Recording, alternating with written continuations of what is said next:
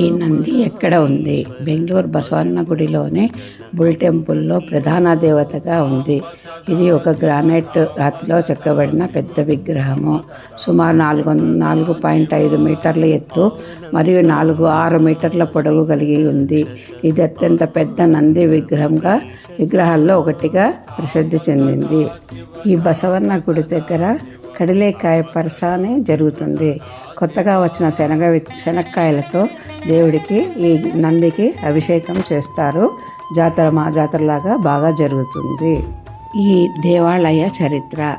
ఈ నంది భారతదేశంలో అత్యంత పెద్ద నంది విగ్రహము. ఈ ఆలయాన్ని కెంపెగౌడ మొదటివారు 16వ శతాబ్దంలో సుమారు 1537లో నిర్మించారు.